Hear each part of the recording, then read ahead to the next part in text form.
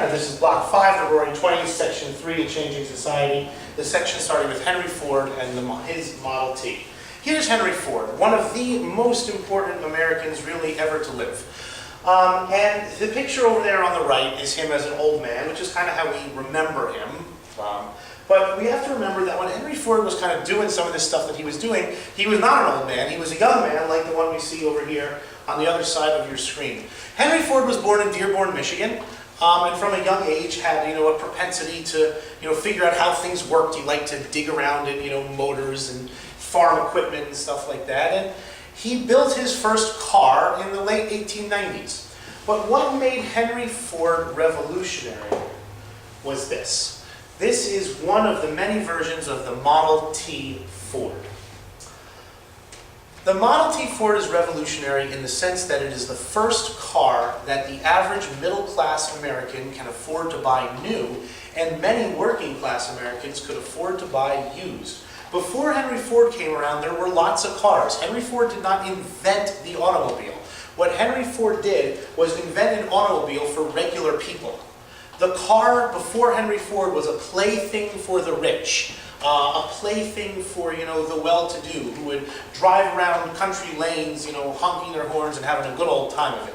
Henry Ford made the car into a middle-class necessity and a working-class necessity. The Model T was it was tough, it was durable, it was simple, it was easy to fix. Anyone with any sort of mechanical, background, like any farmer in the world could fix, most problems on Model T. If the radiator was broken, you could drop an egg into it and it would fix the radiator, which is kind of cool. This revolutionized America. Throughout the 1920s, the sales of cars every year went through the roof. By 1925, you could buy a new Model T Ford for $260. Ford, and that is well within the reach of most middle-class families, especially now that you can buy things on credit. You can put money down and pay a small sum every month to own your car. Henry Ford's genius also extends to how he treated the workers in his factory. Henry Ford realized that he could sell lots more cars if the workers in his factories could afford them. So he offered his workers the then unheard of salary of $5 a day. And at $5 a day, most workers, if they saved up, could buy a used Model T Ford and then have all the freedom and opportunity that the automobile gave to you. The automobile is one of those industries that powers the economic boom in the 1920s because it's not just Henry Ford and Ford dealerships that are making a lot of money. Industries that were small become huge overnight. The glass industry now has to make windshields and windows for all these cars. The rubber industry is now making hundreds of millions of rubber tires. The wood industry, all of these industries, grow and expand due to the automobile. Road building, tolls, you name it, and the car influenced that industry. That by the end of the 1920s, 1 in 6 American workers is working on something related to the automobile. Either directly or indirectly.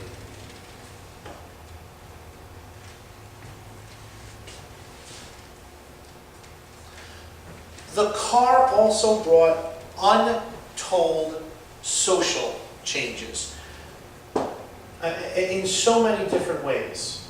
First of all, let's start with what cars represent. Cars are such an important part of American culture. Cars represent freedom. The freedom to pick up and go wherever you want. People who lived in the cities could now drive out into the countryside on a weekend for some fresh air. Farmers who owned models, now farmers for the first time are mobile. If you lived far away from town on a farm, you might go into town once or twice a month, once a week maybe. But now with the, because you have to hitch up your horse to the wagon and, 3-4 miles an hour, make your way into town. Now with the car, farmers are more involved. They leave their farms. They're not as isolated as they were.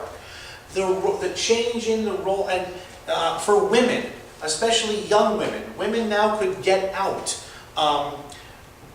Women went on dates in cars with boys, alone, no chaperones, that the boy would come to the girl's house and pick her up in, the car, and they would go off together without the chaperones that had, been around for the previous generations.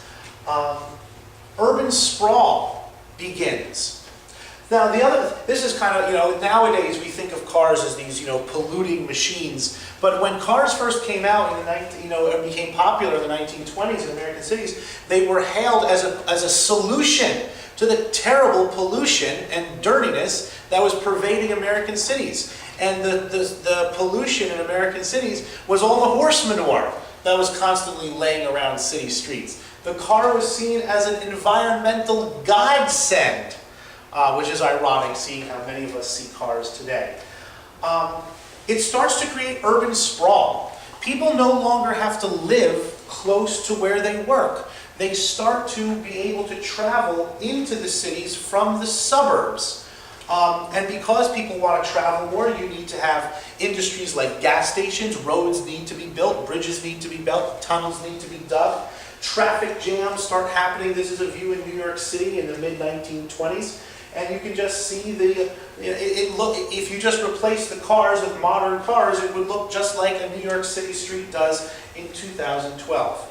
Few things in American history capture the American imagination like the car. We have always been a moving, restless people. Movement west, go somewhere else, try something new. And the car opens that up in ways never before imagined. America falls in love. Cars become, important parts of books, movies, and important parts in people's lives. And they remain so there today. Henry Ford caused Americans to fall in love with the car, and that love affair has not ended, 100 years after Henry Ford first built his Model T.